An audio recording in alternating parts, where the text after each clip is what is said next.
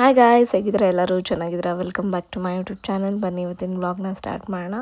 So ತಮ್ಲೈನ್ ನೋಡಿ ನಿಮಗೆ ಗೊತ್ತಾಗಿರುತ್ತೆ, ಇವತ್ತು ಮದುವೆ ವ್ಲಾಗೇ ಇರುತ್ತೆ. ಸೊ ನೋಡಿ, ಅರ್ಶಿನ ಶಾಸ್ತ್ರದಿಂದ ಮದುವೆ ತನಕ ಒಂದೇ ವ್ಲಾಗ್ನ ಮಾಡ್ಕೊಂಡಿದ್ದೀನಿ. ಸೊ ಸ್ವಲ್ಪ ಅದನ್ನು ನಿಮ್ಮ ಹತ್ರ ಶೇರ್ ಮಾಡ್ಕೊತೀನಿ.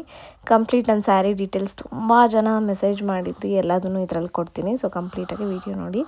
ಸೊ ಮನೆಯಲ್ಲಿ ಅರ್ಶಿನ ಹಚ್ಚಿ ಹೆಣ್ಣು ಮಾಡೋದಕ್ಕಿಂತ ಮುಂಚೆ ಎಲ್ಲರ ಮನೇಲೂ ಕರ್ಕೊಂಡೋಗಿ ಸ್ವೀಟ್ ಮಾಡಿ ಅರ್ಶಿನ ಹಚ್ಚಿ ಇದು ಮಾಡ್ತಾರೆ, ಹೆಣ್ಣಿಗೆ ಕರ್ಕೊಂಡು ಬಂದು ಮಾಡ್ತಾರೆ. ಎಲ್ಲರ ಮನೇಲೂ ಮಾಡ್ತಾರೆ, ಕೆಲವ್ರ ಮನೇಲಿ ಮಾಡಲ್ಲ, ಕೆಲವ್ರ ಮನೇಲಿ ಮಾಡ್ತಾರೆ.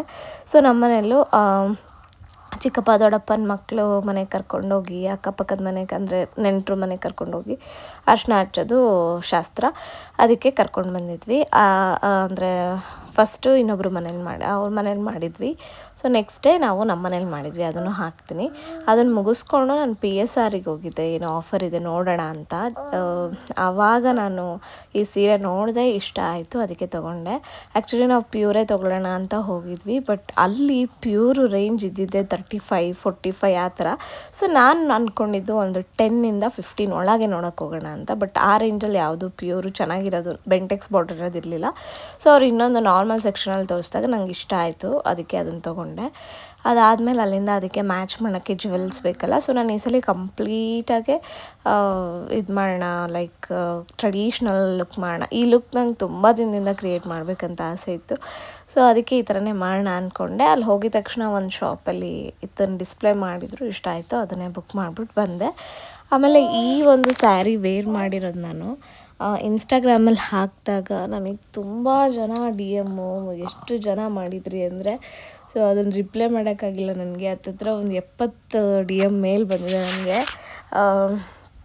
ಅಷ್ಟು ಜನ ಸ್ಯಾರಿ ಎಲ್ಲಿಂದ, ಸ್ಯಾರಿ ಲಿಂಕ್ ಕೊಡಿ ಅಂತ ತುಂಬ ಜನ ಕೇಳಿದ್ರಿ. ಸೊ ಇದು ಬಂದು ನನಗೆ ಯಾವುದು ಆನ್ಲೈನ್ ಪರ್ಚೇಸ್ ಅಲ್ಲ, ಈ ಥರ ಸ್ಯಾರೀಸ್ ಎಲ್ಲ ಆನ್ಲೈನಲ್ಲಿ ಪರ್ಚೇಸ್ ಮಾಡ್ಬೋದು ಅನ್ನೋದು ನನಗೆ ಗೊತ್ತಿಲ್ಲ ಆ್ಯಕ್ಚುಲಿ.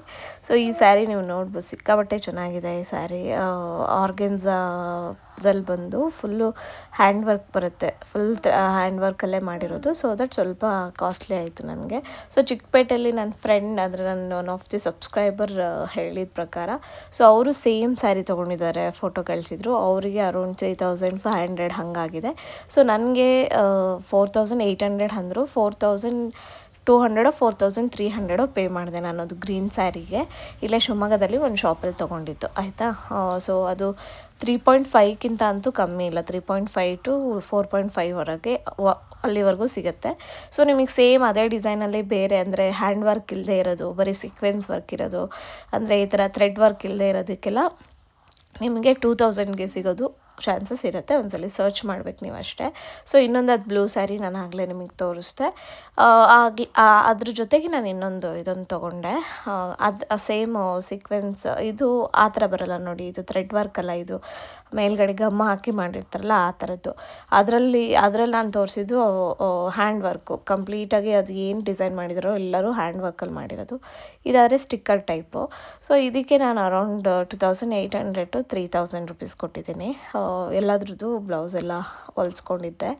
ಸೊ ಅದಕ್ಕೆ ತುಂಬ ಜನ ಮಾಡಿದ್ರಲ್ಲ, ವೀಡಿಯೋದಲ್ಲಿ ತೋರಿಸಿದ್ದೀನಿ ಡೀಟೇಲಾಗಿ ಹೇಗಿದೆ ಅಂತ. ತುಂಬ ಜನ ಫೋಟೋಸ್ನ ಕಳಿಸ್ಕೊಂಡ್ರಿ. ಆಮೇಲೆ ಈ ಕಡೆ ನೆಕ್ಸ್ಟ್ ಡೇ ನಮ್ಮ ಮನೇಲಿ ಪಲಾವೆಲ್ಲ ಮಾಡೋಕ್ಕೆ ರೆಡಿ ಮಾಡ್ಕೊಂಡಿದ್ವಿ. ಸೊ ಪಲಾವು ಪಾಯಸ ಎಲ್ಲ ಮಾಡಿಕೊಂಡು ಬೆಳಗ್ಗೆನೇ ಎಲ್ಲ ಜೋಡಿಸ್ಕೊಂಡಿದ್ವಿ. ಇದು ನಮ್ಮ ಮನೇಲಿ, ಅಮ್ಮನ ಮನೇಲಿ ಮಾಡಿದ್ದು. ಸೊ ನೆಕ್ಸ್ಟ್ ಡೇ ನಾವು ಕರೆದಿದ್ವಿ ನಮ್ಮ ಮನೇಲಿ ಅರ್ಶಿನ ಹಚ್ತೀವಿ ಅಂತ. ಅದಕ್ಕೆ ಎಲ್ಲರೂ ಸೇರಿಕೊಂಡು ಸ್ವಲ್ಪ ನಮಗೆ ಆದಂಗೆ ಅಡುಗೆ ಮಾಡ್ಕೊಳ್ಳೋದು. ಅಂದರೆ ಸ್ವೀಟು, ಪಲಾವು, ಅಂದರೆ ನಮಗೇನು ಇಷ್ಟ ಆಗುತ್ತೆ, ಅಂದರೆ ಹುಡುಗಿಗೆ ಏನು ಇಷ್ಟ ಇರುತ್ತೆ ಅದನ್ನು ಕೇಳಿ ಮಾಡ್ತೀವಿ. ಹಾಗೆ ಎಲ್ಲರೂ ಬಂದಿರ್ತಾರಲ್ಲ, ಅರ್ಶಿನ ಹಚ್ಚಿ ಇದು ಮಾಡೋದು. ನಮ್ಮ ದೀತ್ಯಂಗೆ ಇಷ್ಟ, ದಮ್ಮ ಅಂತ ಹೋಗ್ತಾಳೆ. ದೊಡ್ಡಮ್ಮಂಗೆ ಹಾಗೆ ಕರಿತಾಳೆ, ಅಂದರೆ ಇವರು ದೊಡ್ಡಮ್ಮ ಆಗಬೇಕಲ್ಲ ನಮ್ಮ ಅಕ್ಕ, ಅದಕ್ಕೆ ಹಾಗೆ ಕರಿತಾಳೆ.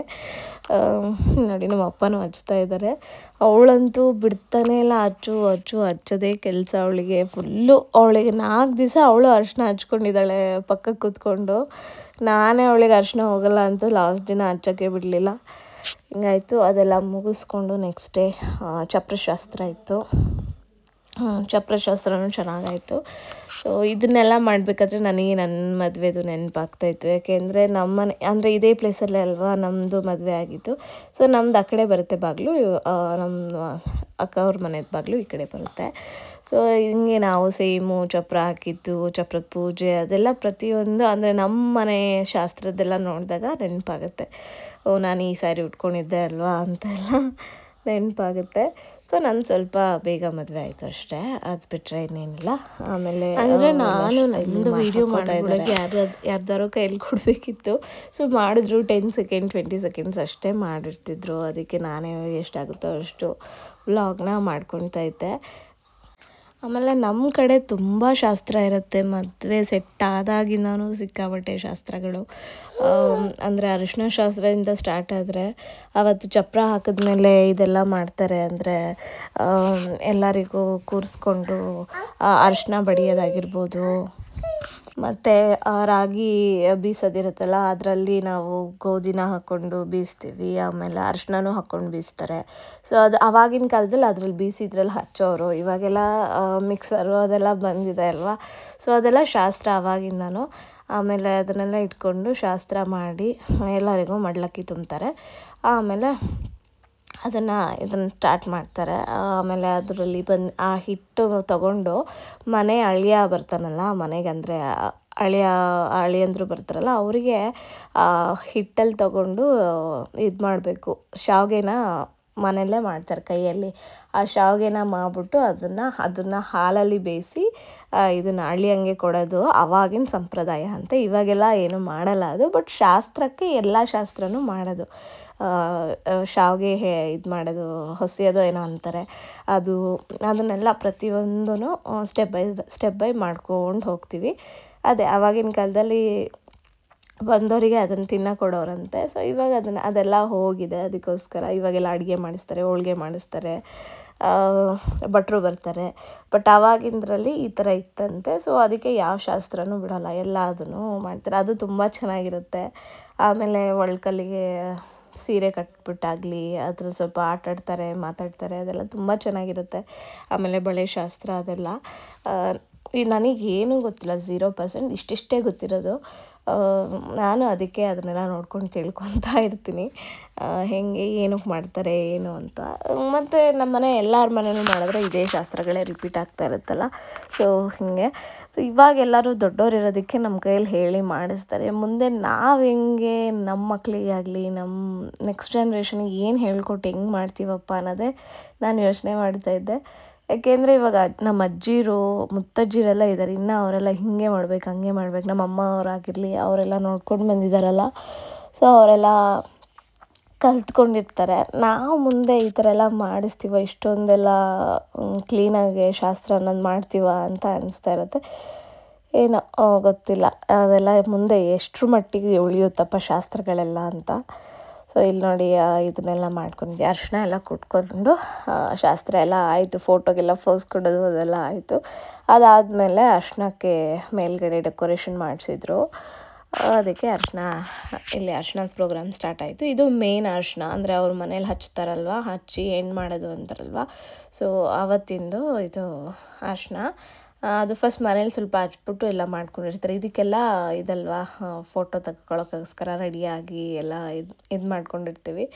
ಸೊ ಹಳದಿ ಅದನ್ನೆಲ್ಲ ಮುಗಿಸ್ಕೊಂಡು ನೆಕ್ಸ್ಟ್ ಡೇನೇ ಛತ್ರಕ್ಕೆ ಹೋಗೋದಿತ್ತು, ರಿಸೆಪ್ಷನ್ ಇತ್ತು.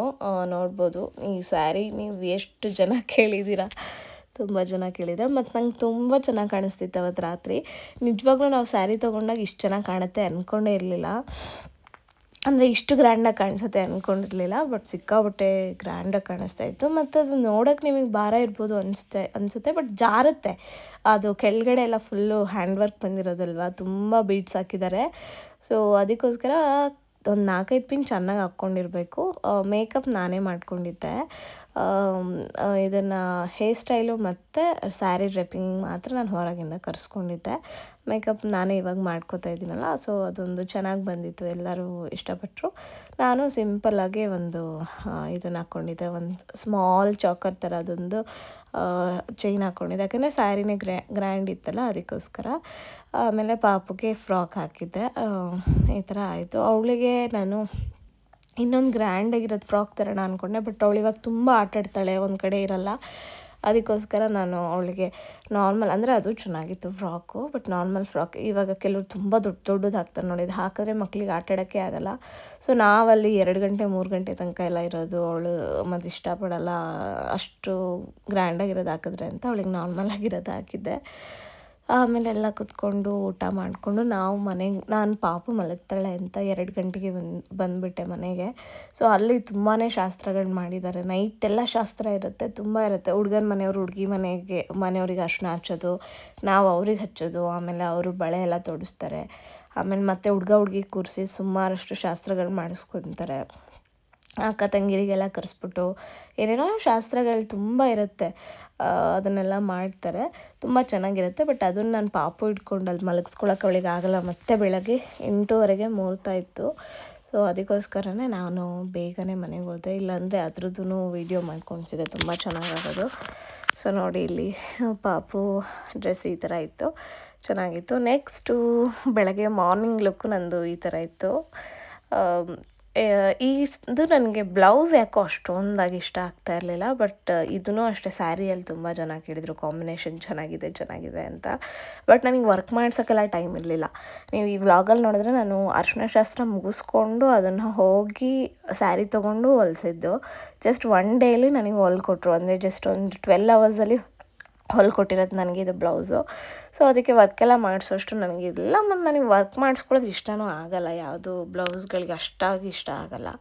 ಸೊ ಚೆನ್ನಾಗಿ ಕಾಣಿಸುತ್ತೆ ಅಂತ ನಾನು ಸುಮ್ಮನೆ ಅದೇ. ಬಟ್ ಇನ್ನು ಇದಕ್ಕೆ ವರ್ಕ್ ಇದ್ದರೆ ಚೆನ್ನಾಗಿರ್ತದೆ ಅಂತ ನನಗೆ ಪರ್ಸ್ನಲಿ ಅನ್ನಿಸ್ತು. ಸೊ ನಾನು ಹೇಳಿದ್ನಲ್ಲ, ಕಂಪ್ಲೀಟಾಗಿ ಸ್ವಲ್ಪ ಇದ್ರಲ್ಲಿ ಸ್ಟೈಲ್ ಮಾಡೋಣ ಅಂದ್ಕೊಂಡಿದ್ದೆ ಅಂತ, ಹಾಗೆ ಆಗಿತ್ತು, ಚೆನ್ನಾಗಿ ಕಾಣ್ತಿತ್ತು ನನಗೆ. ಬಟ್ ಹಿಂದ್ಗಡೆ ಇದಕ್ಕೆ ಕಮಲದ ಹೂವು ಕುಚ್ಚು ಮಾಡಿಸ್ಕೊಳ್ಳೋಕ್ಕೂ ಕಮಲದ ಹೂವು ಸಿಗಲಿಲ್ಲ. ಒಂದು ಹೂವಕ್ಕೆ 100 ರೂಪಾಯಿ ಹೇಳಿದ್ರು. ಸೊ ನೋಡ್ಬೋದು ನೀವು, ಅದನ್ನೇ ಒಂದೇ ಒಂದು ಹೂವು ತೊಗೊಂಡು ಮಾಡಿದ್ದಾನೆ. ಆಮೇಲೆ ಕೆಳಗಡೆ ಅದಕ್ಕೆ ತಂದಿದ್ದೆ ನಾನು, ಅದನ್ನು ಅಷ್ಟೇ ಕುಚ್ಚು ಅಂತಾರಲ್ಲ, ಅದನ್ನು ಫುಲ್ ಟ್ರೆಡಿಷ್ನಲ್ಲಾಗೆ ತೊಗೊಂಡಿದ್ದೆ. ಸ್ವಲ್ಪ ಹಿಂದ್ಗಡೆ ನಂದು ಹೇರ್ಸ್ ಒಂಚೂರು ಹೊರಗೆ ಬಂದುಬಿಟ್ಟಿತ್ತು, ಯಾಕೆಂದರೆ ನಾನು ಮಲ್ಟಿ ಲೇಯರ್ ಮಾಡಿರೋದಲ್ಲ. ನಂಗೆ ಅವ್ರು ಹೇಳಿದರು, ಪಾಪ ನನ್ನ ಮೇಕಪ್ ಆರ್ಟಿಸ್ಟ್ ಹೇಳಿದರು, ಅವರು ಒಂದು ಇದು ಸಿಗುತ್ತೆ, ನೆಟ್ ಸಿಗುತ್ತೆ ತೊಗೊಂಬನ್ನಿ ಅಂತ. ಒಂದು 2 ಕಡೆ ವಿಚಾರಿಸಿ ಸಿಗಲಿಲ್ಲ, ನಾನು ಅದಕ್ಕೆ ತೊಗೊಳ್ಳಿಲ್ಲ.